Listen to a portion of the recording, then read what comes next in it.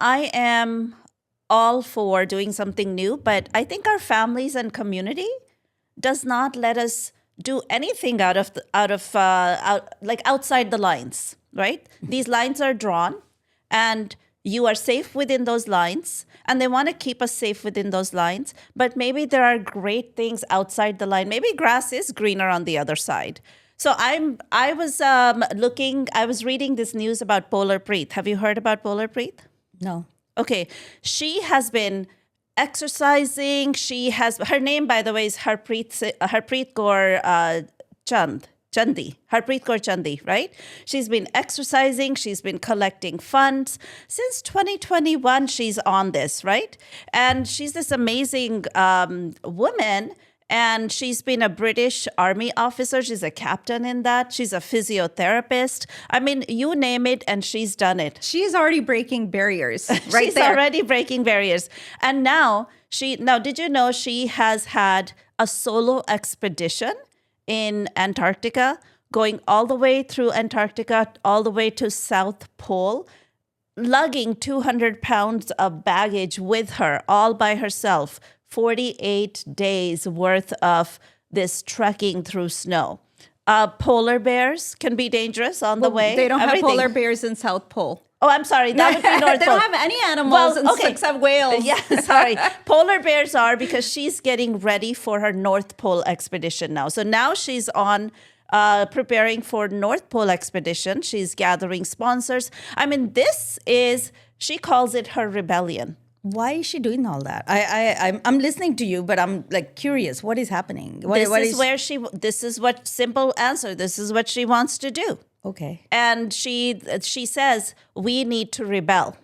We need to rebel. We don't need to be always stuck within that four walls of the system. Go off the pages. Rebel. And I think I just love that attitude, and I think our kids need to rebel because we need more people like this in the Desi community. Why aren't we having more role models like that? I want to meet her. That's on my now bucket list, to meet Polar Preet, and I just get so much inspiration from her. Well, let me ask you this. If your son or daughter came up to you and said, "Mom, I'm quitting college.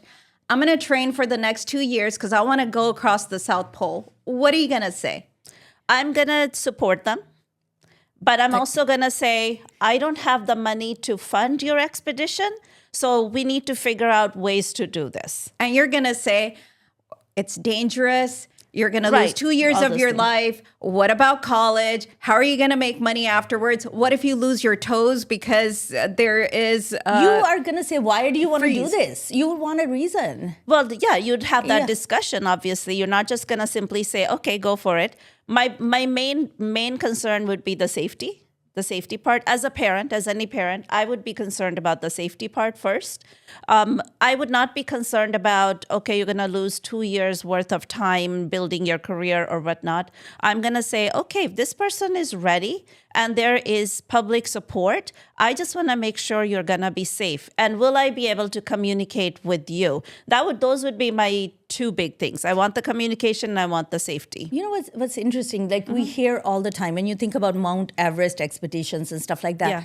The Desi mindset, and I'm right along with that. I'm not separating myself from the Desi mindset, where we say, why is someone doing that? Why is someone risking their life, literally death, to go to Mount Everest? Yeah. And that's why I keep asking that question, why? Because in my mind, my Desi mind does not grasp why someone would do that. It's not practical. Yeah. I think that's why. Like, it's not practical. Why would you do that? But here's the thing. I'm a little two-faced about it, okay? On the one hand, if I had, my nieces or nephew came to me and said, I want to do this, I'd be like, that's fantastic. But, I'm going to, share all the negative things, embed all the negative things in their little brains because I would want to secretly try to discourage them from going. Yeah. However, here's why I'm two-faced about it. I'm jealous of Polar Preet. I want to do that. I have wanted to do that. If anybody's known me for the last at least 10 years, there's a little part of me that has wanted to go, actually a big part of me, has wanted to go to Antarctica, has wanted to go to the North Pole. I have seen every documentary out there regarding Antarctica. In fact, there's a really good one called Antarctica, which was all about McMurdo Station that is in Antarctica. It's like a U.S. base, and every summer they have about 1,200 people that go there and visit and stay there. I've seen countless documentaries of people trekking across Antarctica. I mean, the winds can go higher than 100 miles per hour on an average day. And you have to have the best of the best equipment. Even that does not withstand against that crazy wind that's out there. Huge risk when you're going there. Yeah.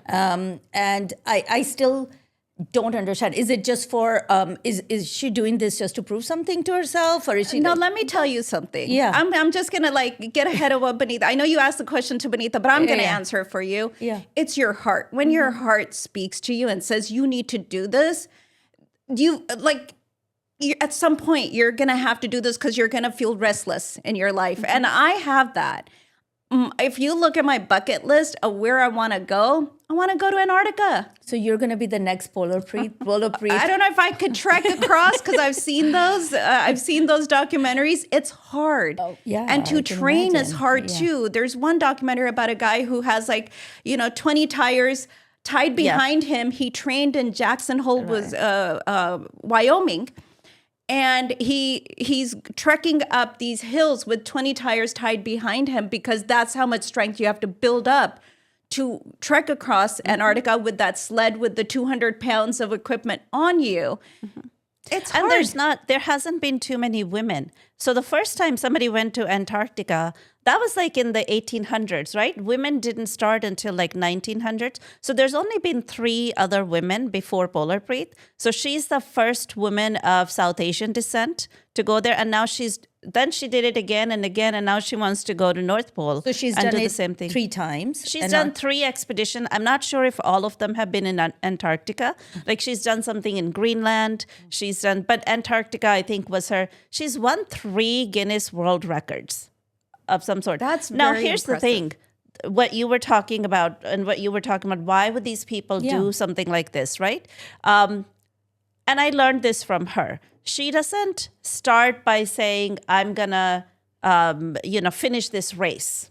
She says, "I want to do this," and then she says, "Even if I don't finish it, I still did it. Even if it's 1/4 of the way, it's still a success story." So, sometimes we don't do things because we think I can never achieve that. And that's not what she's looking at. She's achieved it, but that's not what she's looking at. She's saying, I want to do this and I'm going to do everything I can to do this. And if I don't finish it, it's fine.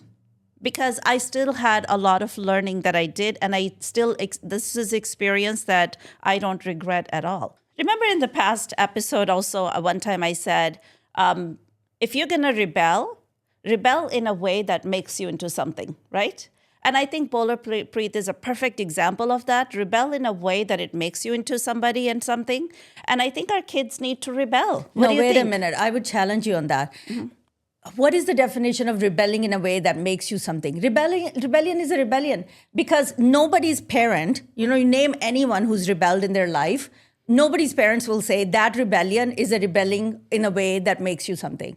To me, definition of a good rebellion, that in itself is oxymoron because that term itself, what is a good rebellion depends on who's rebelling and who is it against, because rebellion is usually against something. Yeah. And when it comes to something like Polar Preet, she is probably rebelling against, I'm sure, the voices like her parents' voice or her community's voice, or like people who have the best interest in mind, her best interest in mind. She's rebelling against that and she's saying, no, I'll decide what's the best interest, my best interest. That's what I would say. I wouldn't say rebel against something, rebel to be something, rebel to, because you have to go with I think what she means by, Yeah. sorry, if I may cut you off for a second. What she means by is rebel, but rebel that makes you better. Don't rebel that's self-destructive. Yeah, rebel I think that's the difference. Rebel in a meaningful way. Rebel is where there's purpose and meaning behind it. What is the purpose and meaning behind going Well, we'll have to ask her. just- We'll have to yeah. ask her. But I think right now, it's an example for us. And she used the word rebel, that it's important for us to rebel in a way that is purposeful, meaningful. I don't think she ever implied that rebel in a way that's self-destructive or that destroys your family. I would Not- even say it's rebellion against your own personal thoughts, right? Oh, Like yeah, your own good point. personal limitations. We all have inbuilt limitations. We all kind of create boundaries around ourselves and say, this is all I can draw. This is all I can achieve. That is practical. That's within my means. That's within my capabilities. We can go beyond that. We just don't think beyond that. So I think what we're doing is she's rebelling against her own limitations. I have my limitations. I shared with you, I would love to go to Antarctica. Why I haven't done it? Because I don't think I can. I don't have the time. I don't think I have the means. I don't think I have the, capabilities, physical strength to do it. So I think that's where I limit my own self. A lot of times, I'll share my story with you. When I ran the marathon, I ran it twice. I had always heard that you have to train so hard. You have to drink juices. You have to stay off of carbs. You have to measure your food, all of that stuff, right? Well, I didn't have that much time, but I really the heart said, go run this marathon for 26 point whatever miles. And I wanted to do it. The most I ever ran before the actual marathon was like 16 miles. I never even trained to run 26 miles, but mentally I was prepared. Mentally, I was like, I think I can do it. The day of my marathon, the first one I ran, my period started and it was bad. And I went to every porta potty during that marathon, okay? But mentally, I was so ready. I was like, I'm not going to back out. Whatever it is, I shall deal with it. Okay. It took me 6 hours to do it, but I did it.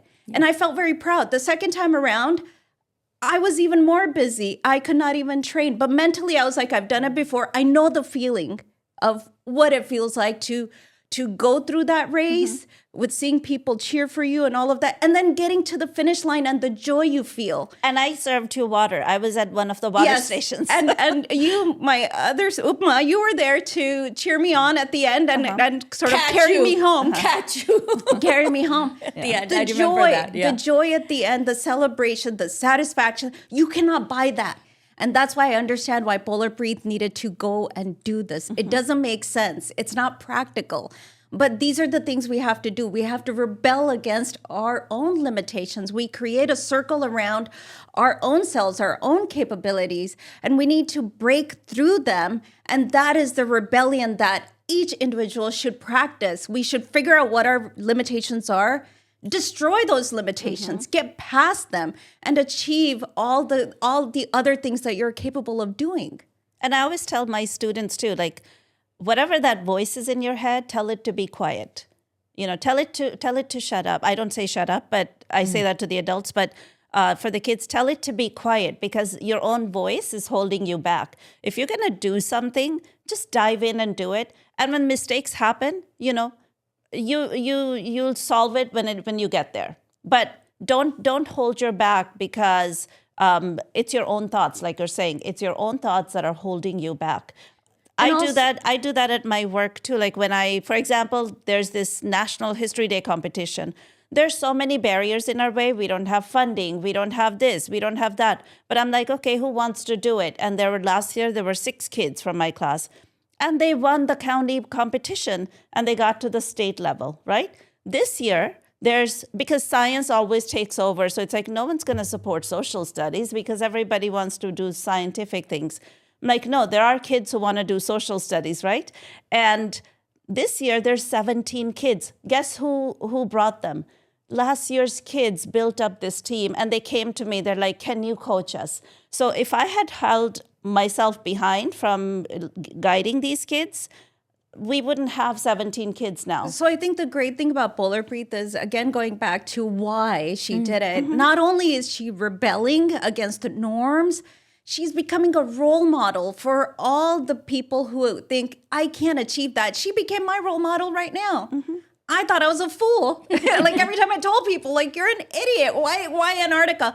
I can't wait to hear about her North Pole expedition because that's a dangerous one. There's is so a many dangerous polar one. bears that go across that North Sea over there. So I'm very curious to follow that story. I hope it's documented so we can watch it someday on Prime she's or talking something. about it. She's talking about the dangers involved, like the polar bears, right?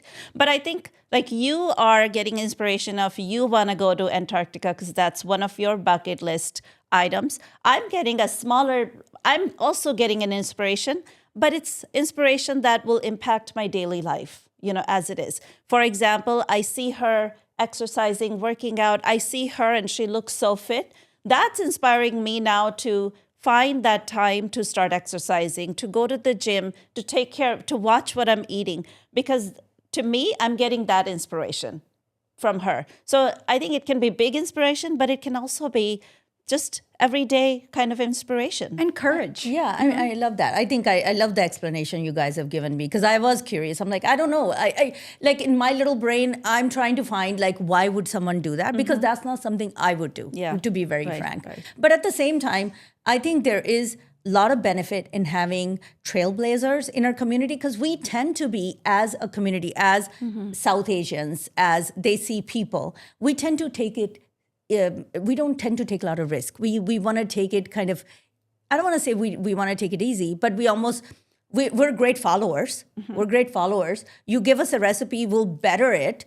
But coming up with that recipe, coming up with that, challenge for yourself, which is never been done before, is something we don't do. So to have someone like that, what I'm hoping is it will inspire other people. I think we need more of these people. Yeah. Yes, So I that's hope we have absolutely more fantastic. of these models. It's fantastic. And here's the thing. Let me tell you something. You said Desi's are followers, okay? We are. Okay. I'll give you an example. Not North Pole. Remember Miss Universe? Okay. Back in like 1990s, there was this one girl who made it to the top 5. Yes. And we were like, how the heck did Miss India become top 5? Before that, it was unheard of. And you know how she lost it, right? I remember how she lost it. Talk about how she real lost quick. And then Did we all remember? We all gasped when she answered that question. Even the judges did too. So they said, if you had all the money, all the power in the world, what would you do with it? And she said her answer was, and I still remember this. I did too. My little, 10-year-old mind, 14-year-old mind, I don't know how old I was. But I remember looking at her going, oh my God, you As just a whole lost. family were like, why did We she were say that? gasping. She said, I would make the biggest gym in the world. But I think that was the rebellion part of her because you know what? She didn't give. She didn't say I'm going to end the world's hunger. That was actually. I like that answer now. As a grown up, I like that As a Desi, we understood why she said that because there were no gyms. Right. However, moving on from what I was saying is that there's this one lady in 1990s. She broke the norms. She became top 5. After that, what happened? Every time there was a Miss Universe, we had Miss Universe India, right? We had Miss World India. Now seeing a Miss India as being Miss Universe is not out of the norm. It's not like an unheard of thing. She broke barriers. She broke barriers. So now I think I what's going to respect happen? her a lot. What's going to happen is when we see Polar Preet doing what she's doing, achieving what she's achieving, she's going to open up the floodgates. We are followers. Now we're like, oh, that if she can do it, we can do it too. More people are going to start training for these types of expeditions. And I say, yeah, go for it. Okay, switching gears. Did you guys catch the premiere of Wuthering Heights where Margot Robbie was wearing this beautiful necklace called the Taj Mahal necklace? Did you by chance see that? Right. We saw. Oh my God, the look was beautiful. The dress, if I may just talk about that dress, it was a very interesting dress. When you look at that photo, you almost have to look at the dress like as if it was upside down. It's like an upside down rose. It's red at the bottom, bright red at the bottom, and then it transitioned into a black. And then you could say her bust and her face is kind of the stem of that rose, and it turns into gold. So it's a very pretty Schiaparelli dress that she's wearing. And then the necklace itself, it's a strapless dress, so the necklace really stands out, and they wanted a statement piece. Yeah. I think I love the dress and how the necklace and the dress just complemented. It was like a perfect match with the dress. So whoever made that choice, has a good eye for fashion and what looks good. And also her physique, everything, she carried it really, really She's well. a beautiful woman. Yeah. I mean, you cannot, and I do not at all fault her for what I'm gonna say right now. And it's nothing against Margot Robbie, because I love her. I love her. I loved her in Barbie. I love her in all her movies. I think she's a great actress, beautiful. But the necklace, Cartier loaned her the necklace, and do you guys know the history behind it? It's called the Taj Mahal necklace. So I was curious. I'm like, why does and when they asked her that question about her necklace, she's like, oh yeah, this is Elizabeth Taylor's necklace, and I'm so proud to wear it. I'm so happy to wear it. She gave it all the credit to Elizabeth Taylor, and I'm going, why does Elizabeth Taylor own a necklace called the Taj Mahal necklace? So looking into it, so this upset me to no end, that this necklace is not Elizabeth Taylor's necklace, and it should not be described as Elizabeth Taylor necklace. Not only that, it's inscribed with Noor Jahan, Jahangir's wife, Noor Jahan, the Empress of India.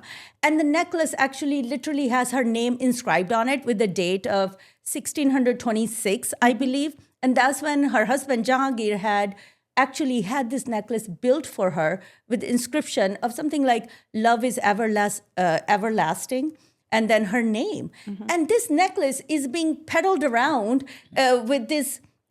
Again, no disrespect to Margot Robbie, but we're talking about history here. We're talking about history and something that belongs in a museum. And you've got Hollywood actors wearing it, and apparently Cartier loaning it to them to wear it at premieres. But here's my thing. When I saw the necklace, the other thing that was that caught my attention was I read about the history of it, that Jahangir gave it to Noor Jahan, but it doesn't look like it's from the period of 17th century, because it's from the 1600s. Yeah. So were there changes made to the necklace? So yeah, it upset me because this piece belongs in a museum. It should be preserved. It's part of history. And I dare to say, and this is my own personal thought, if Noor Jahan's name was literally not inscribed on the diamond itself, so it's a flattened diamond with love is everlasting, and then the date and Noor Jahan's name, I think if that wasn't there, how would we even know that this belongs in history books? This is ridiculous in a museum. You don't fault Margot Robbie. No, I'm not. I am. Oh, okay. I will. And here's the thing. Yeah. If I'm wearing literally a necklace with someone's name inscribed on it, dated 1639 or 1626, and it has a beautiful history attached to it, I'm not going to go around saying, oh, well, this is Richard Burton gifted it to Elizabeth Taylor on her 40th birthday, and call it a day. Oh, it's a beautiful statement piece. Wow, what an insult. If I'm wearing a piece like that, I'd be curious. I'd say, like, where did this come from? But you can't. Who were the hands that touched this necklace? Who are these people that their names are inscribed on this? And I know when I wear this, it's such a beautiful, rare piece that people are going to be asking about it. It went on sale for $8 million. Okay. After Elizabeth Taylor died, it went on sale for $8 million. So this is a very special piece. How could you not take a moment to Google it? Like, go research it. Okay, I think it's such an insult to the history of the people that touched this piece and the community and the billions of people whose hearts may be attached to this, whose history may be attached to this. So here's the thing. I don't get the rage. I don't get the rage behind this necklace at all. Because this necklace, you said Empress of India. A lot of people don't consider her Empress of India because India didn't exist at that time. Okay, so I don't get it because I think I have double feelings about it. On one hand, I agree with you. The credit should go where it should go. And Margot Robbie should have been more educated about this important piece that she was wearing. I mean, talk about dumbing it down. Sorry, I just had to insert that in there. But at the same time, I have no sentiments toward anything belonging to people who were oppressors in the area. I don't care where their stuff goes. I'm not attached to it at all. throw it in the garbage for all I care. But I wouldn't throw it in the garbage because, yes, it's an artifact of history. You want to learn from it. But at the same time, so I have very double mixed feelings about it. On one hand, yes, I think it's disrespectful the way they get to wear it and not other people, and how do they get access to this stuff. On the other hand, personally, at a very personal level, I don't care about the necklace. But wait a minute. Are you saying that you only care about history and historical artifacts when they belong to good people, proven good people, and not just something? So we're saying that if something belonged to someone who wasn't 100% proven good, we can just trash it? History is history. History has good and bad. I'm saying historical artifact-wise, I get the point. It should be respected. I get the point. But personal level, I'm saying, not history-wise, personal level, does it make me feel that rage? It doesn't. But historical jewelry, whatever it may be, artifacts, they belong to the soil, regardless of what that soil's name is at that time. Yeah. But that belonged to the soil. This particular diamond was harvested, or whatever that term is, mined in the mines of Andhra Pradesh, okay? And in the 1600s to 1800s, that's where the diamonds came from, and they're supposed to be have the most clarity and, the highest colors. They were just beautiful diamonds, and it's mined from there. It's so attached to the soil that when you pull it away from it, and then you say, "Oh, it was Elizabeth Taylor and Richard Burton's diamond."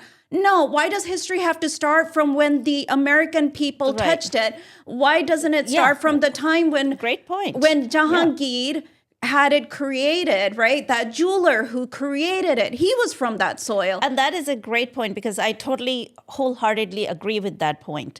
I think it definitely should not start from this Western perspective. But that's what Margot Robbie did, and that's what pissed people off. Yeah, Had she just said, "Hey, this is a historical piece. I'm so honored to wear it. Give it the respect. Give it the reference. Give it the depth." But there's also, depth. And maybe there is no depth, and I say this very respectfully again to Margot Robbie, and she doesn't have to take pride in a history that doesn't belong to her, and that's the reason. But wait a minute. But that is the mistake of every textbook that gets written, that it's a Eurocentric point of view. That's the reason I'm saying it should have been adorned by someone who has the due respect for the necklace. Yeah. I'm saying, look, if somebody gives me an African necklace worn by some important African person, historical figure, I'm not going to have as much respect for it that a person whose history it is. It is. But Okay. you would. That's the reason. You would. No, but if I had that, I would read up on it. I would say, who was this what I'm princess? saying is, tell me about her, because I will feel special. And not only wearing that, it. now the necklace was created for Nur Jahan by Jahangir. But then after Jahangir's death, it was passed on to Shah Jahan, who then gifted it to Mumtaz. And that's the person that Taj Mahal was created for, hence the name Taj Mahal And she necklace. said, Margot Robbie said, it belonged to the woman who's buried in Taj Mahal. Oh, the woman. Yes. So for that reason, I think Margot Robbie, I am upset with Margot Robbie. Like, how dare you talk about somebody like that? Even if I didn't like them, you can't talk about them She like did a this. disservice to Cartier by dumbing it down. Now, here's the thing. We cannot let it go. We cannot say, "Oh, well, she didn't have the time." Her stylist, Cartier, when they lent this to them, should have educated them a little bit. But let me share this with you, okay? When Kim Kardashian wore the Marilyn Monroe dress on the Met Gala red carpet, right? Excuse me, she was like, "Oh, this is Marilyn Monroe, this is the designer, this is the whatever," right? When they wear pieces of historical from fashion archives, they're going to reference it. This is vintage Versace. This is, Take pride in it. This is 1989 Versace, whatever. They're going to reference it. Why not reference this? Why not? Not? But I go even further. Okay, you're upset about why isn't it being referenced? I'm saying, how dare Cartier? And not only that, where did Cartier get this from? Okay, and if you, I've tried to look into it. How From did the Cartier loot? get it? And it From says the loot? no, but wait a minute. It keeps saying it's funny. It says it made its way to Cartier. This belonged to the Empress of blah blah blah, and it's made its way to Cartier. Made its way to Cartier. I'm a necklace. I'm a very precious Indian jewel. I'm just gonna make it my way to Cartier. So a necklace, a priceless jewel, historical value, makes its way to Cartier because Cartier. What? Why Cartier? Who brought it there? How did it make its way to Cartier? Did it take a taxi, a train, a plane? Necklace. I'm just making my way to Cartier. What's the history? Let me share What's with you the history? How BS did the it- BS yeah. story that they created, and I Okay. really think that this is false. I don't think this is the correct story. Okay. If you Google this, okay, it'll say Nadir Shah, who is from Iran, invaded Delhi, and he took precious pieces at that point. Okay. And that was in 1739. And then he took them and he broke some of them apart and used them in other pieces, etc.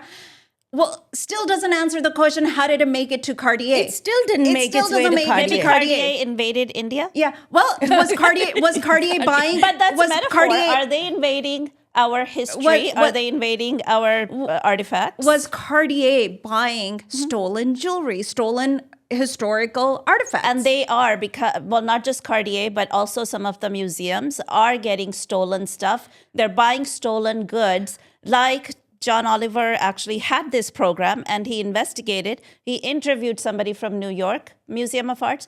And the guy's sitting there going, well, I have no comment, because they know some of the art is stolen. and they have to return it.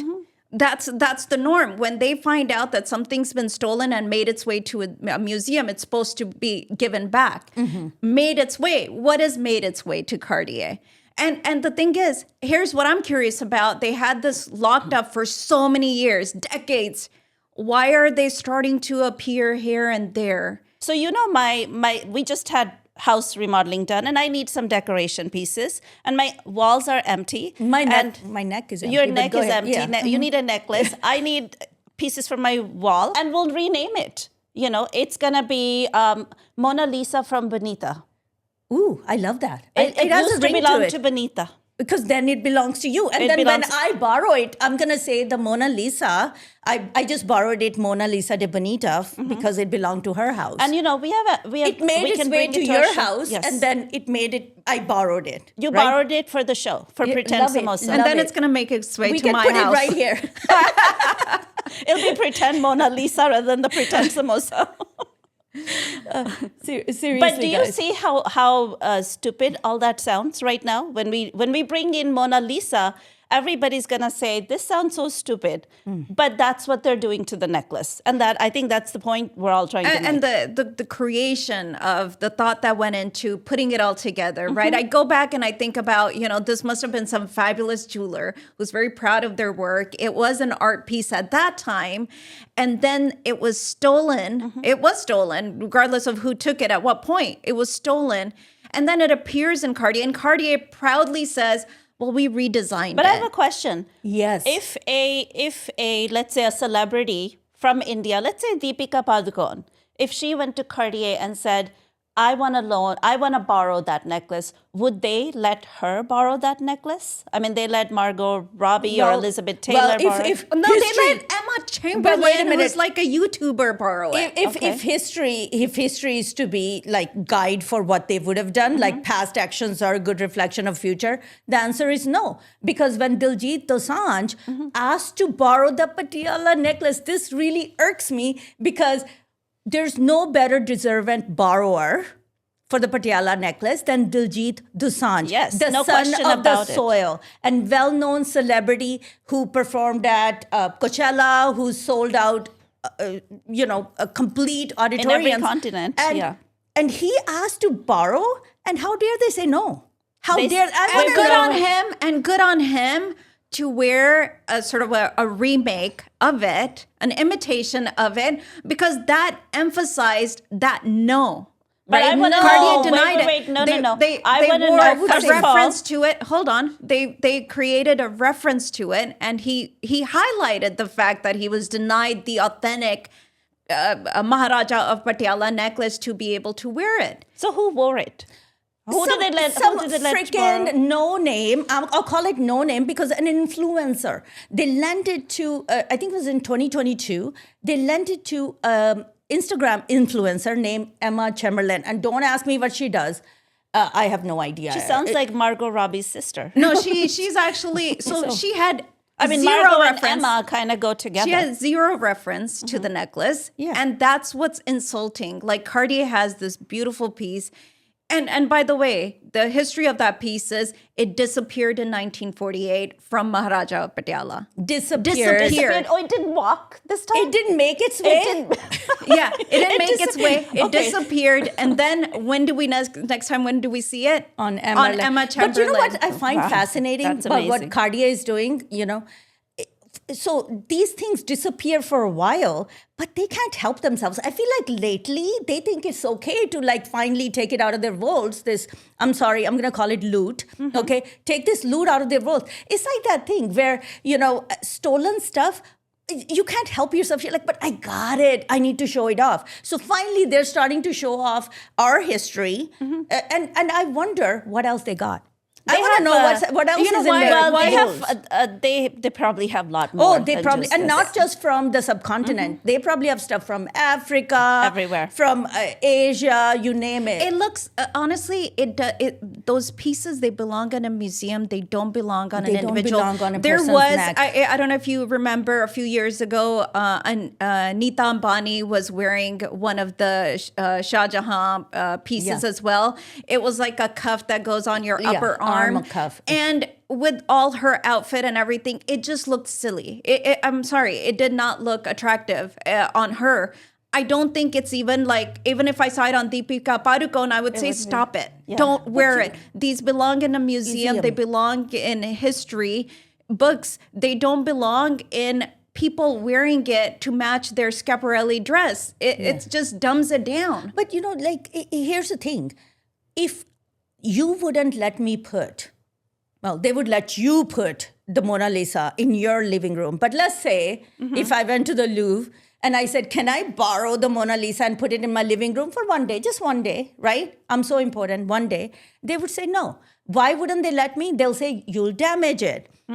We don't let it out. We have it in perfect situation because it's a historical art piece.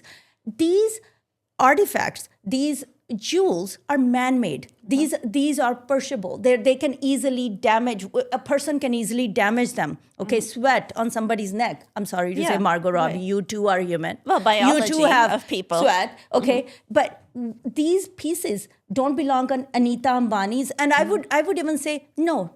If a celebrity like Diljit Dosanjh or like Nita Ambani, like anybody else comes to borrow. There is no such thing. Cartier should not even have hold of these things. These things belong in a controlled environment, in a museum setting. And that's where they should be. Here's why they will never give it to an Indian celebrity to wear or an Indian person to borrow. They're afraid it's going to go to India. It's not coming back. They're going to keep it. They feel that this is going to not come back to them. But Diljit Dosanjh was in New York. He was in New York at the Met Gala. No, they think Indians are going to take it and they're going to be so emotionally attached. They're going to say, you know what? This is our history. Indian government might come in, make claims on it, and it's never going to make it back to their vaults. This is why I don't think you will see any Cartier stuff being borrowed and worn by an Indian celebrity. I mean, it's a great point. I think it's a very valid point. But my question is, when is Cartier giving it back? Now that they're starting to take stuff out of their vault, they can't help themselves. They have to show off. We got this, we got that, we got this, we got that. God knows what else they have, right? When is it coming back to a museum? When is it making its way back? When is to it a museum? And not to Anita, is her name Anita? Nita Ambani's wardrobe. I want it in a museum. I want it in a museum. It's not someone's personal collection. They At this should point, not they be should not be a anybody's. personal Yeah. collection. And here's the thing. I think when you look at these pieces, I think that they should actually bring it back to India. I think we should probably put pressure on Cartier. I mean, we have, how many people live in India? 8 billion people? Oh, sorry, not 1 billion people. 1 billion people could put pressure on Cartier and say, we are not going to buy your things. Now, Cartier is owned by a company called Swiss Richemont Group.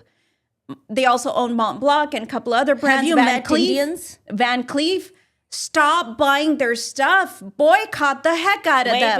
Wait. Put some pressure on them. But Wait. if it goes to India, it's still not going to the museum. not It's going going to to go the with Ambani, and it's going to go with the big corporate people who have money. It's going to become personal property. So it's in danger no matter where it It is. should be the property of the government. It should not be property of an individual Well, at this point. No, I'm sorry. No. But let's I say think even Ambani, don't Ambanis have some influence? Can they actually put some pressure They on can, Cartier? but will they? What are you? They want to wear it. They're not I'm gonna put completely it in the- surprised at what you're saying right now, because at one breath you're saying that Nita Ambani Ambani's had right. it as a little armband that belonged to, I think it was Shah Jahan.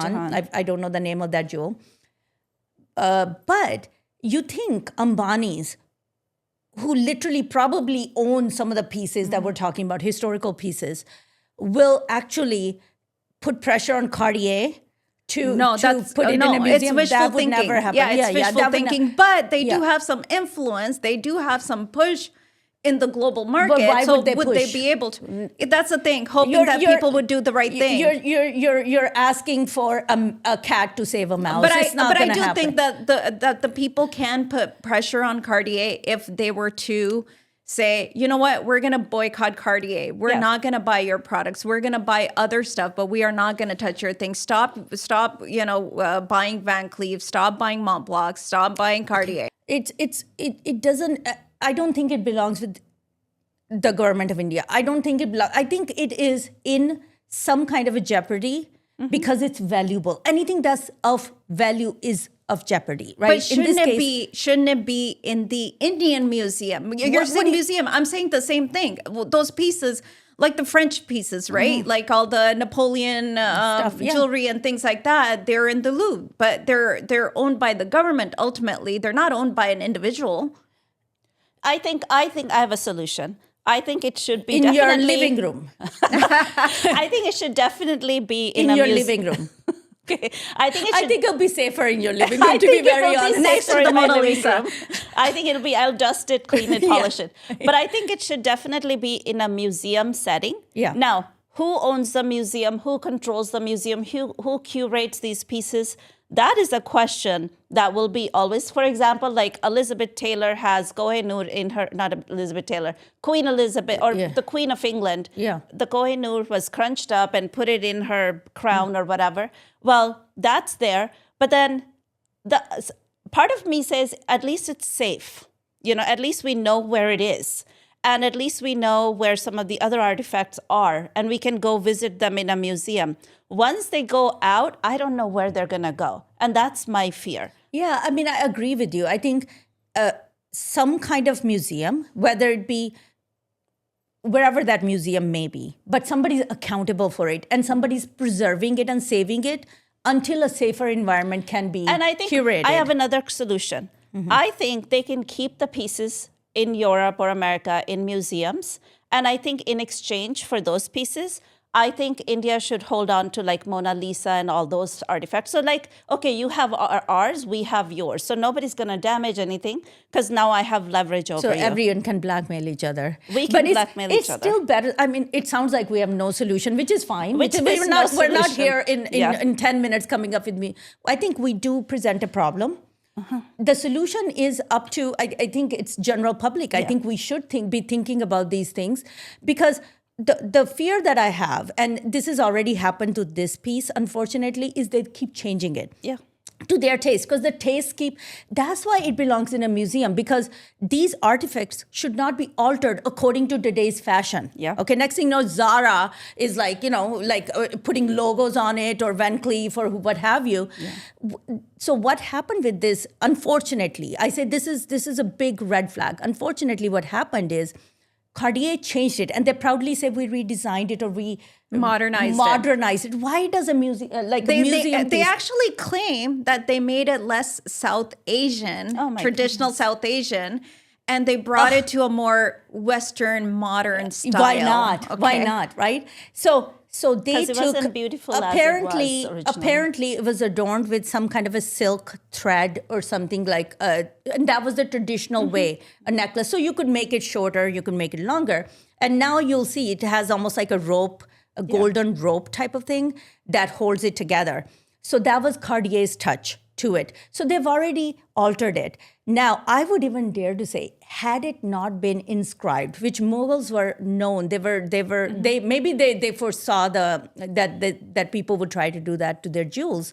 So they inscribed it so specifically, and the inscription apparently is on the diamond. You don't normally see that. So the diamond is flat. They say it's called the table cut. So it's completely flat. So it's inscribable. So they inscribed it with a certain date. So they're very specific, documented with the date and the name of Nur Jahan. It says the name Nur Jahan. It says love is everlasting. Love is everlasting. Love is everlasting. That's a and translation. Does it actually say that? Yeah, and well, I tried to figure out it's in what the actual Persian. word was, and I couldn't find it anywhere. Yeah. It also has the number 23 because that was the year of Jahangir's reign at that time. And it also references 1037 Hijri date. I don't know what that is. That's Hijri date. That's equivalent to 1600. It says circa, 26. circa 1627 to 1628. So, And the thing is, thank God it was inscribed. so what I wanted to say, had it not been inscribed, we wouldn't know what we know today. Yeah. Because that necklace could simply be Cartier's necklace, designed by Cartier. But Because I'm surprised Yeah. that here's what's not going to shock me. What's not going to shock me is Bollywood actors, actresses saying how beautiful Margot Robbie looks, and no one's going to say, by the way, here's an issue with the necklace. I haven't heard any celebrities. Well, speak they want yet. to be ambassadors to Cartier. They don't That's what I'm want to. They don't saying. want to So- piss off anybody. But that's where the Emma hypocrisy is. Chamberlain. Emma Chamberlain was also the ambassador to Cartier. And dude, if you're the ambassador, get to know the history a little But bit. I'm bringing out the hypocrisy. Here's on one hand, we want the history back, we want the loot back, but at the same time, we want to be ambassadors of this looters in a But way. that was what was so brilliant about Diljit at the Met Gala look, because he sort of emphasized that double standard. He emphasized it by dressing up like Maharaja of Patiala, by putting on those He made a jewels. point. He made a point, and it was a very strong point. And that's what's so brilliant about Diljit, is that he sort of has a backbone. Yeah. Yeah. And we like that. We like someone going against the norms of our we like expectations the are always good very rebellion. low from Rebellion. Yeah, yes, exactly. That's the kind of rebellion we need. we have very low expectations of movie stars Yes. and entertainment individuals, and then when someone shows a little backbone, it's like yes, go for it. yeah, absolutely. I think if had he not, because he could have simply said, they won't lend it to me, so I'll do another look. Right. So easy, right? Yeah. But he stuck to his original plan and put on like a replica, if you will, of the necklace. And he still, and I'm sorry, who looks best in Patiala necklace? First of all, it's made for a man. It was made for the Maharaja Jagat Singh or something of Patiala. Right. So it is a necklace meant for a man to wear. Right, So, it's not for the women. dimensions and stuff are more appropriate for a man's body. So Diljit looked brilliant in the replica. And, that's the problem. They don't know the history. They're not appreciative of the history. And I also wonder, I have always wondered about this, the Patiala family, because Maharaja Patiala's family is still there.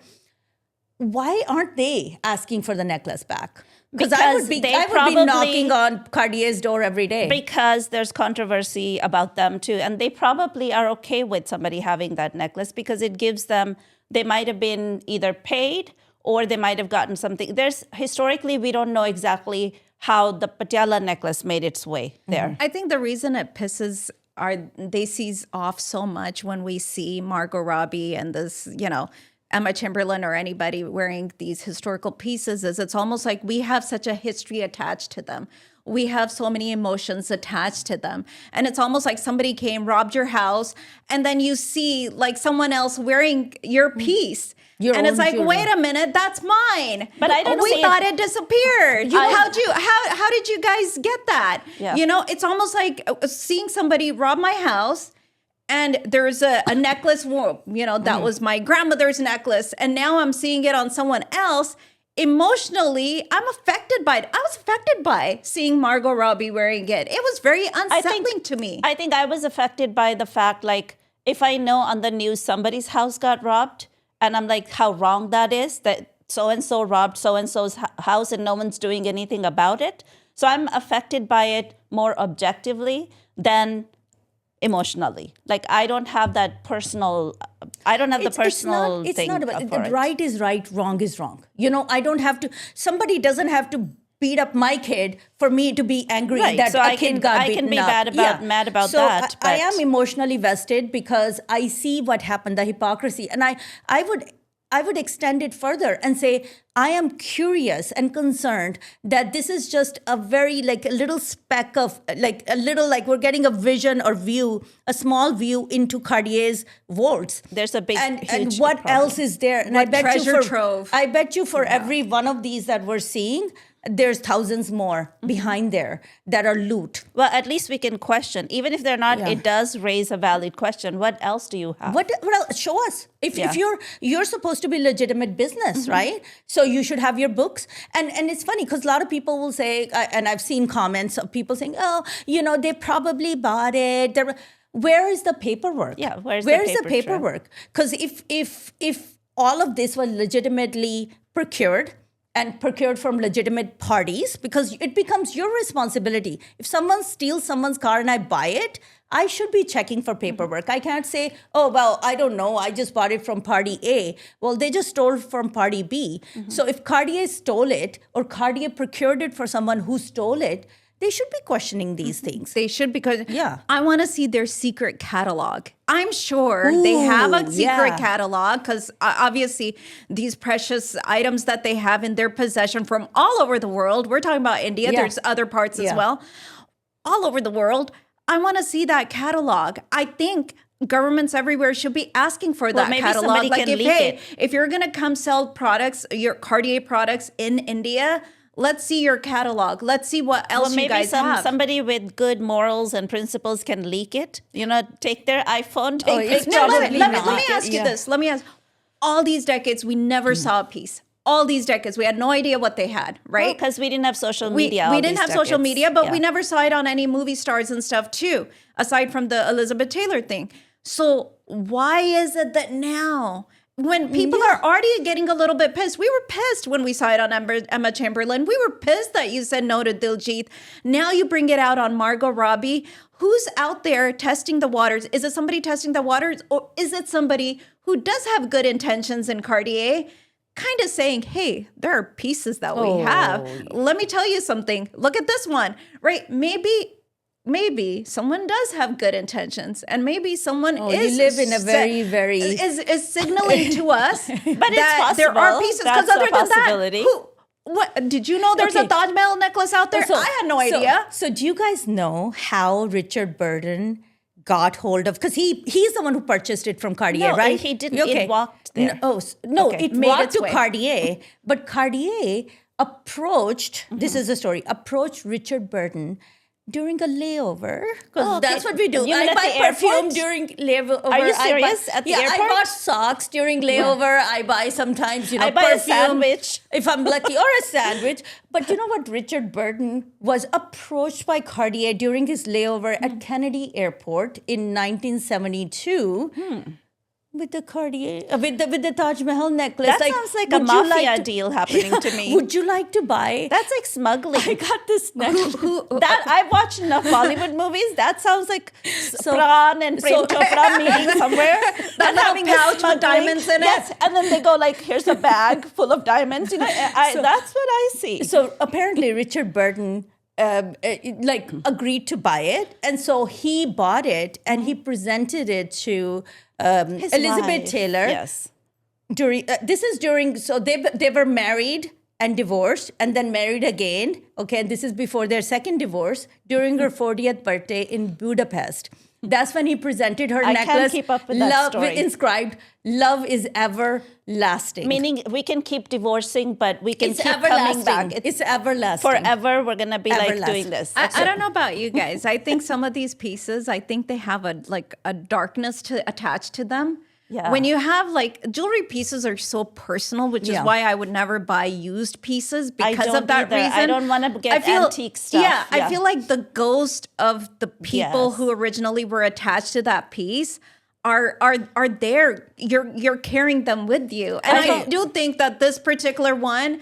I mean, people who are of Cartier, of these Cartier stylists has a and so on. special So spray, both and of they you- spray No, these but I pieces. think that there is Vintage something to or be ghost said. repellent. There is something to be Oh, gosh. said about the history attached to it and what the effects are. And I don't think long term those are going to be positive So effects. I dare you guys, and I actually invite you guys as well. If you're presented with some priceless jewels and you think there's ghosts attached to them, you could just give it to me. I'll deal with the ghost. Okay. Okay. I would will not deal wear. with the I ghost. honestly, I would not I will wear them, them proudly because with the ghosts. they're like even No, though you're going to redesign them so ghosts don't recognize those pieces No, anymore. even for instance, there's a ring that I'm wearing. There's a whole story, you know, of my mom and I going jewelry shopping. My mom bought Yeah. this for me. I'm very attached to it. I would not sell it. But let's say, you know, I pass on somebody But it else. could buys make its you way see to it. Cartier. You see it. They'll be like, there's a story attached to it. There's a story attached to every, you know, fine jewelry piece. And I think that these there's ghosts that are attached to it. That's my dark. when there's That's my like dark a thought. certain vibe that Yeah. it has. that Yeah, we and don't wanna- I welcome all of that. Speaking of, we've been talking about rags to riches kind of a story. Let's switch it. Now it's riches to rags, okay? Because, okay, imagine we've all been to India. You know how much trash there is on the streets and stuff, right? Okay, I've noticed there's a hypocrisy that there people just, you could be eating ice cream cone, enjoying your ice cream cone, and just throw the wrapper as if it doesn't exist. Out of sight, out of mind, and maybe somebody will clean it up, whoever that somebody is, whoever job it is. And I don't know who, it may sit there for next 2 months, right? I don't know. But so I'm not picking it up because it's beneath me to pick up anything like that. But then that same person comes to, let's say, America or Europe, and they're going, where is the trash can? Excuse me, where is the trash can? And if you don't find the trash can, you might like wrap it really small and put it in your pocket or put it in your purse so that you can go home and throw it away. Do you know what I'm talking about? Yeah, I think it's monkey see, monkey do. What do you mean monkey see, monkey do? Monkey see, monkey do. In India, everyone's throwing I their see. trash on the ground. So they're like, okay, I guess that's the norm. And they make fun of people like us who are like, in India, when we have our wrappers, right? We put it in our purse and we carry it around all day. And they're like, you're an idiot, just throw it on the ground.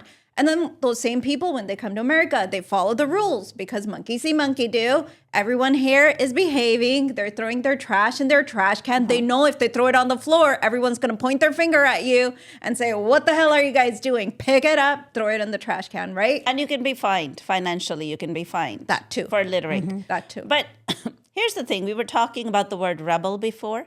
Here's another rebel who's doing good work. Robin Hood of the community, maybe not quite Robin Hood, but rebel of the community. So there's a retired DIG. I'm thinking Deputy Inspector General. I'm making up my own full form here. But anyway, it was something to do with the police force. He retired back in 1998 or 1996. And since then, he's been working hard in Chandigarh. It's divided into sector communities. I think Sector 49. He saw how people were just throwing trash, and he saw the low ranking nationwide that Chandigarh didn't get high enough ranking. And he was so disappointed and he was so raged by it. And he said, I'm going to do something about it. So he would take his broom and his, a trash bag, and he would every day he would just pick up trash and sweep the streets. Think about in India, a retired person who was at a good post, would you see that person out there sweeping the streets and picking up trash? No. That memory is just not does ever. not exist in my head No. anywhere. Okay. But he did. And now he also has this old rickshaw. So that helps him put more bags on the rickshaw. So he walks around with the rickshaw, putting all the trash in the rickshaw. So anyway, 20 some years he's been doing that, and people thought he was crazy. Like people might think Polar Preet is crazy for going to Antarctica, right? He is another person people thought is crazy. We don't do that. That's people who are less than who do that. You are like a retired officer. You should not be doing that. But he kept doing it. And his name is Sardar Inderjeet Singh Sidhu, right? He lives in Chandigarh. And now he's been nominated for Republic Day that just happened, January 26th. He was supposed to get Padma Shri. I don't know if he was, I know he was nominated. I'm not quite sure if he actually got it. He got it? Yeah, that's my understanding. Yeah. Okay, so he is a recipient of Padma Shri, which is like a highest civilian award. And he is, so other people are now tweeting about him, like Mahindra, of the Mahindra Auto group. They tweeted like, this is a person who worked quietly, didn't give it up, and kept doing what needed to be done. And we all need to learn from that. So what's interesting and what I found fascinating, and to me that is really, people do things to get an award. Yeah. But this gentleman actually, when the day of receiving his award, or when it was announced that he got Padma Shri, he's like, okay, well, thank you. And he went and collected trash. Yeah. He did his job. And that's how you get there. And that is really a commitment that is impressive. To me, more than him getting Padma Shri is this consistency of every day doing this very boring and what most people would think beneath him and beneath a person job, and doing it consistently for 20 years. I want to know, one, why is he having to pick up trash to begin with? Let's ask that question. Why is he having to pick up trash to begin with? And let's say if we bring him to California, would he be having to do this as a retired 88-year-old for the last 20 years? Or would he be living his life differently? What is going on in Chandigarh or wherever he is that he's having to do this every day in his retirement? They don't care about their community. So he's having to pick up trash. And the question could be, well, has it made any changes then in his community? The fact that he's been doing it for the last 20 years. My argument would be, yes, it has made a difference because he said so. He said there's people who are starting to follow his example. Maybe not him, but other people have said they're starting to learn from his example, right? Is he actually doing it to set an example, or is he actually, I think he's doing it just for the act of doing it, because one of his quotes was, he considered cleanliness next to godliness. So if you're going to be, this is part of his spirituality. He wants to see his environment, his surroundings clean. And it really bugged him also, the fact that his city was ranked pretty low in the cleanliness ranking. First of all, I'm surprised Chandigarh was, because I've been there and it's been a few years since I've been there. It was one of the cleanest cities I went to. It was one of the nicest looking cities I went to in India. It's very organized. Even the rickshaws had like headlights and stuff. It was very fascinating to see. It was a different experience. So I'm kind of surprised. But secondly, you were asking, why does he at the age of, now he's 87 or 88. Something, having to pick up trash? I think for him, good on him. It's like seva. I think he sees it as seva. I think he's not looking at it as like, are people following? Are people? Is this being multiplied? Right? Are other people following in my footsteps? I think he doesn't care. I think he sees it as, here I am. When people age, there's a sense of, hey, I'm kind of getting aged out. Am I supposed to just sit at home and watch TV? He's putting himself to some use. It's good for him physically, mentally to be out there. So personal, I think personally, that's a good development for him. But I think that this is something where he sees it as seva. I'm doing seva in the community. I'm putting it out there. I think he doesn't care. He's already worked in his life. I think he doesn't care about trying to multiply and trying to get people to follow. He's over trying to get people to behave themselves. There comes a point at some age where you're like, this is all bullshit. I'm going to do what I think is right, whether people follow me or not. But I think this is correct and I'm going to do it. And good on him as an individual, just one person making that little bit of difference in his neighborhood. But I would say it's a slap on the face of the general public. Yes. Okay. And the government. I would even say, and the government. It's a slap on their face because here's this elderly man who is made his daily routine to pick up whatever he can. Okay. So he's the local janitor, self-appointed, of course. Okay. And no disrespect to janitors, but here's this elderly man. And why is he having to do this? Because he's seeing something around him that isn't changing. And he's like, okay, what can I do? But at the same time, we really have to question, for 20 years he's been doing that.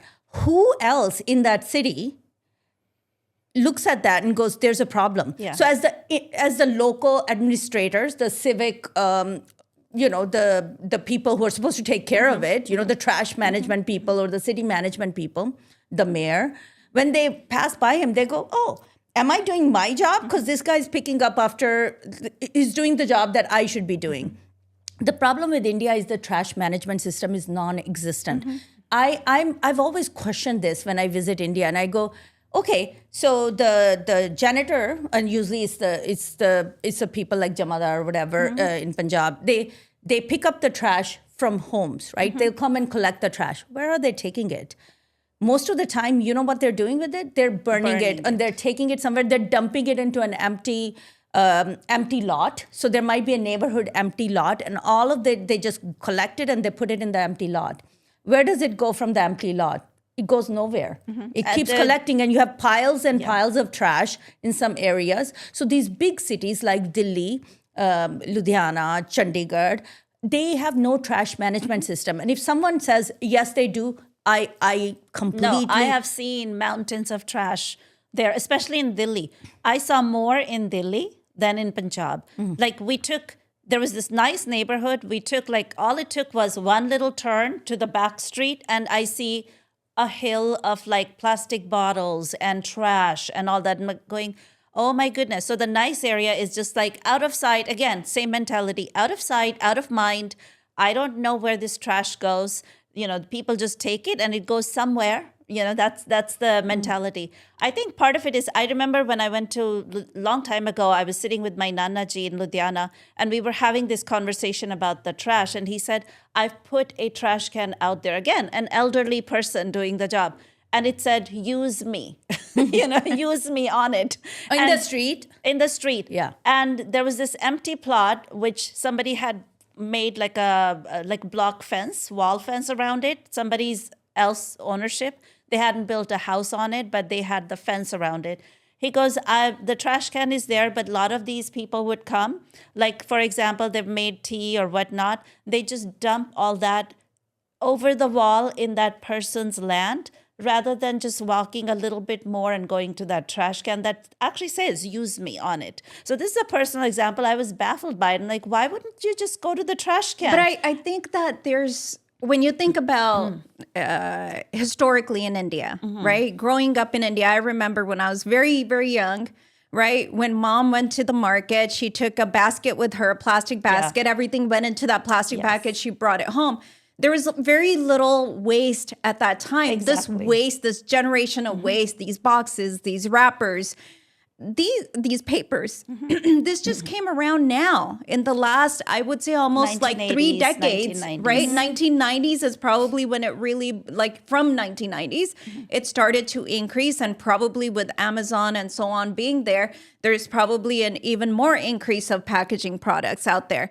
So I think this trash problem is relatively new in India. And I think that they haven't found a system to handle it still. And this is probably where the central government probably needs to come up with some kind of a solution, some kind of a system, show the municipalities over there of how they can use it in their neighborhood. But they actually have written about that because remember, when we were little kids, it wasn't polluted. The air was pretty fresh. The traffic wasn't horrible, right? Now you go and you're like, oh my gosh, I don't know how to live here anymore, right? Why? Because they said when they called India international global world, when they called it the third world country, it was actually healthier, cleaner environment. when we got promoted to being called developing nation, it's because more packaging, more plastic bottles, and more of that went there. And now actually it's damaged the environment. So again, whose point of view are we looking through? Yes, we can call that place dirty or people don't care, but who's actually creating the trash? And I think, well, if you look at statistics, America makes most of the trash in the world. America has less than 5% of the population of the world, and yet we make more than 12% of the trash. And then we ship the trash off to those nations, like you recycle it. The ships actually go with the trash to other countries. But who accepts it? I mean, you Because- can't send me something that I don't accept, right? Right. So there is who some kind knows of what agreement. Who knows what this There is some background- kind of a bartering I going just on there. read that China just rejected. Now, China's not accepting the trash anymore. I don't know about India. But I think we have to take some responsibility here as well. Now, why is it that America's environment isn't as polluted? It's because we have better waste management system, and one of the part of the system is we outsource our trash, right? We outsource the recycling of the Yes. trash. And then the question is, because we have, and again, just speaking from memory about this subject, we have a system, we have an agreement like, oh, we'll send our recycling to certain nations with an understanding that they're going to recycle it. And they don't. And maybe they And don't. they don't. yeah. And they take the payment and they don't. They dump it somewhere. So it goes both ways, the It goes both responsibility. ways. And we live on this one earth. At the end of the day, we can do man-made borders all day long. You're China, I'm India, I'm America. We live on this one earth. And I think it's so important that trash management, recycling, and also mindful packaging, unnecessary packaging should be stopped right away. But going back to the problem with the trash, I am still curious. What is the trash management system in India? And I know a lot of times they'll say, "Oh, people don't have civic sense." Well, let's say if there's a restaurant and or like an ice cream shop, right? Like a little vendor selling ice cream, and people are walking around and they're eating their ice cream. Now they have a packaging. Will they ever encounter a trash can? Let's say if they have all the civic sense in the world, but if there's no trash can, and if they do put it in a trash can, nobody's actually emptying it, and there's no trash management, then all of that is just almost like, well, pretentious. It's very pretentious. It's from the surface level. And deep level, we have to have trash management system. Every country has to have it. Yeah. Yeah. I And think here's- go ahead. I think the thing is that I agree with your point. People are not barbaric in India. It's not like they're programmed to misbehave. Yeah. When you go to the temples, you see people, knowing where to put their dishes, knowing where to put, their shoes, waste, etc. They understand. They just don't know what to do with that trash. There's no system in place that says, here's what you're going to do. Here's a letter going out to every home in that particular neighborhood. Every Sunday we're going to come pick up your trash. There's a truck or something coming in to remove that trash. Put it in here. It's going to be removed. In public areas, in shopping centers, and outside of restaurants, etc., there should be public trash cans there so that people know what to do with their waste. Here's the thing. The same people who come here don't act like that. They're not going to throw their candy wrapper just at the corner of the street. They're not going to just expect somebody else to pick up things for them, right? Can I- Oh, go ahead. There's a reason for that. Well, one of the reasons, there's an article on that, and they said it has to do with how we view ourselves as citizens. So in American cities, there's a very strong sense of neighborhood and community. Their mindset is somebody else is going to do it. It's not about me. Even my, 2 houses down, whatever's happening there, it's not my problem. So that's a mentality difference, that we are more local based versus they think more broader. But Somebody I else would- going to solve the problem. One thing that really I just remember this that happened here. Now we just said, oh, why is it that we take in people from India and we bring them here? And suddenly they have all the civic sense in the world.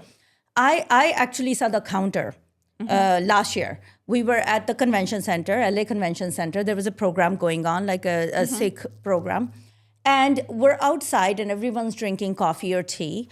And I see that in the planters, there's beautiful planters, and there's trash cans everywhere, mind you. There's beautiful planters, and I saw cups, empty cups inside the planters, okay, hidden empty cups. And I saw a gentleman drink coffee or tea, and he plops the cup inside.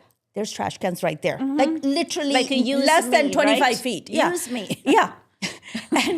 And I looked at it. I didn't really do anything, but it was making me angry, to be very honest. I didn't do anything about it, but I did.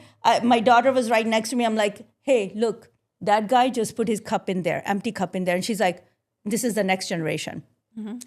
She looks at me and she goes, which guy? And I'm like, that one. And she goes to him and she goes, excuse me. She goes, can you take your cup and throw it in the trash? And he goes, okay. And he took his cup and threw it in the trash. So that lack of civic sense is making its way here. And what I've noticed is they will do the right thing when they get called out. They won't but argue not against out of the it. kindness of their heart Yeah. or out of that understanding. And so what was happening, I also noticed this other girl, just a random girl, it wasn't her duty, just a random girl, kind of like the guy in Chandigarh. Yeah. She was literally going around taking all the cups and throwing them in the trash. She was noticing it. So now it got subcontracted again to someone else. somebody else which will is do not it. okay. But that's what I'm saying. Yeah. If there is a system in place, and unfortunately in India, people only listen to the government, right? Yeah, So, that is the- so their local governments need to have a system where they do create, here, this is the day whenever all the trash is going I to think get it is there. removed. It is there. Is going to get removed. Right now, it's kind of random. The cleaning lady or whoever is there coming to is- get it. there is system. Okay. But they need to be told in an official sense, this is the system in place. If you don't do it, there's a fine in place as well. So the system has to be created with a little bit of a heavy hand, and it has to come with a fine attached to it so that people start adapting to it.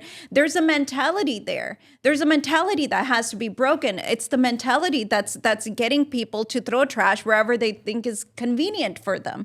And that's what has to change. That civic sense, maybe that civic sense doesn't exist anymore because the way, when we were back in India, right, we're talking 1980s, there was a sense of aisa mahalla hai, right? That's what I'm Right? talking about. The That- local neighborhood. That sense of Yeah. mahalla is not necessarily there. I think people in India are moving around a lot more, and they may not know and have a history with their neighbors like the people in the past.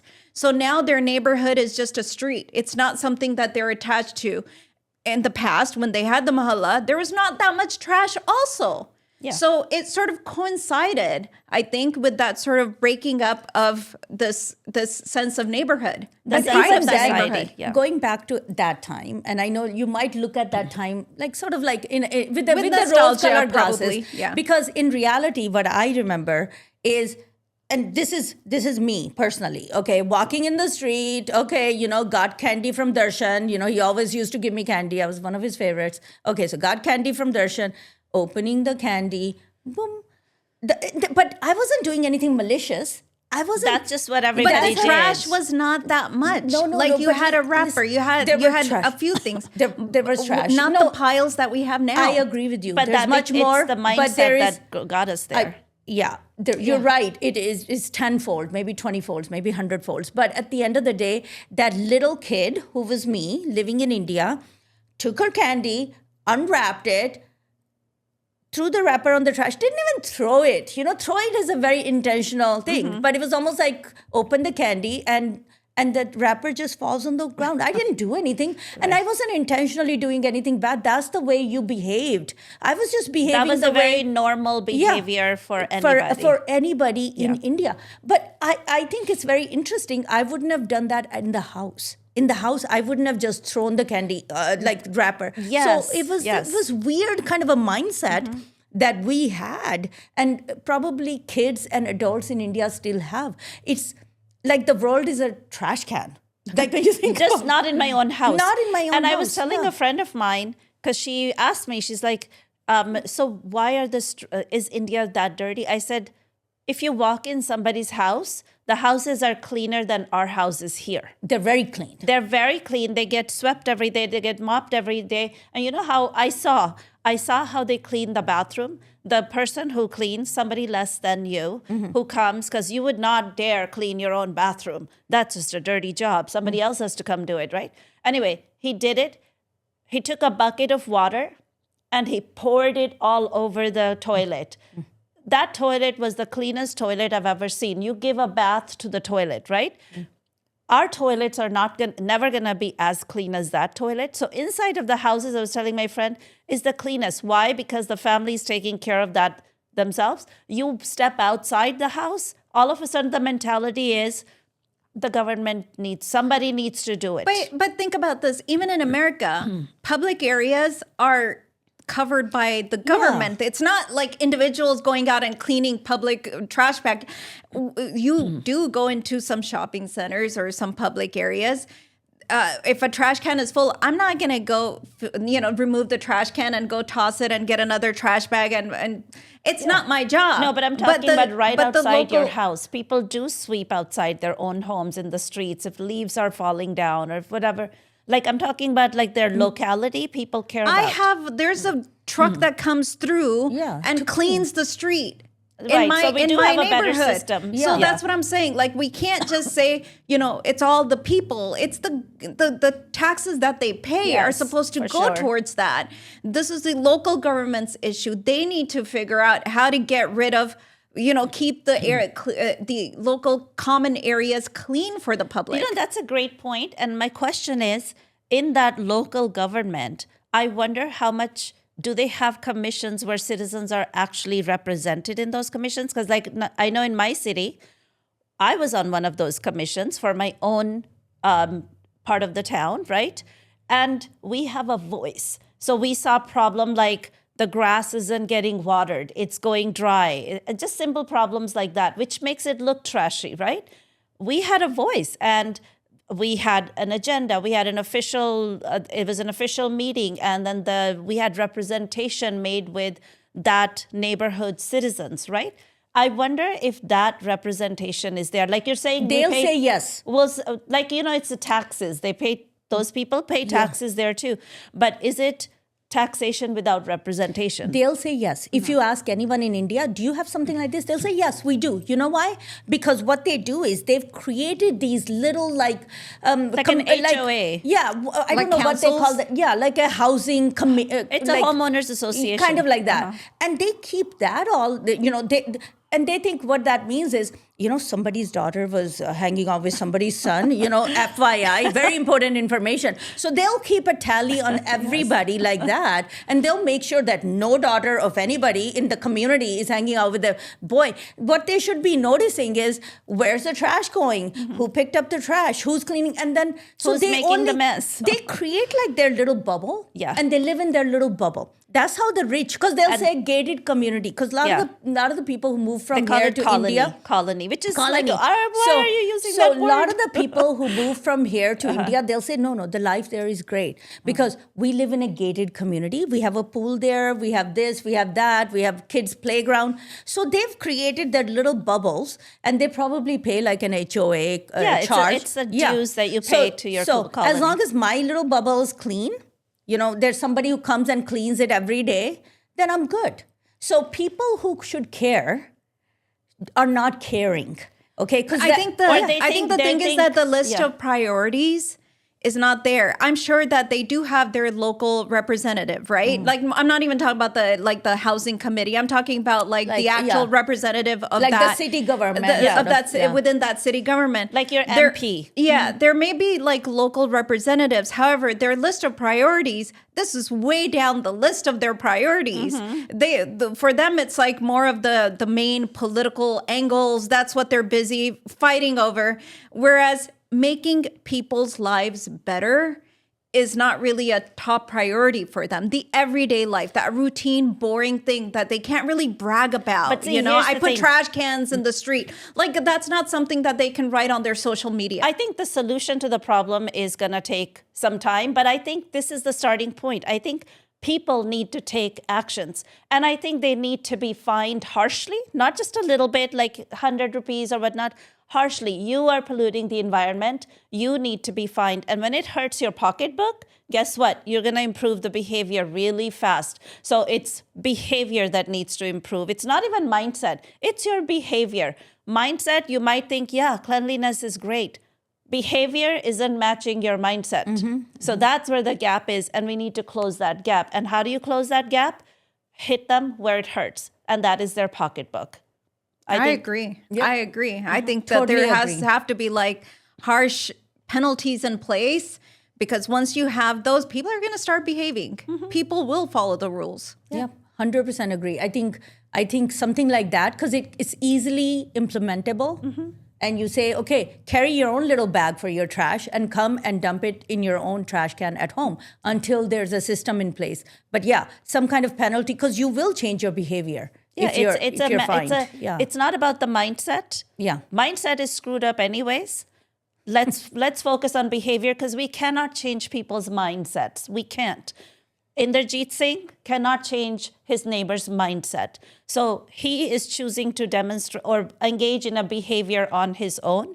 And I hope people will follow him. And I'm glad he's getting rewarded for something like And that. probably some public service sort of marketing of people calling out your neighbors who throw trash in Well, public not areas. public humiliation, but Well, no, maybe, not posting that, but there should be some sort of encouragement, some kind of a marketing about, hey, don't litter in the streets. Those, just say no to drugs type of campaigns. yeah. Something like there should be cutesy. a campaign We need that campaigns. just starts to change people's behavior and influence people's behavior to discourage them to do that in the first place. Yeah, feature that it's good to not do that, and feature that you're a horrible person if you do that. And you're going to be fined. And you're going to be fined. Yeah. I think something like that's easily implementable in a short period of time.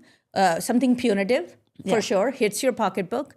Hey, It's I'm not all for about it. how smart you are or you're not. You can be dumb or smart. We just want to make sure you're not throwing trash. Help people that's- break from bad habits.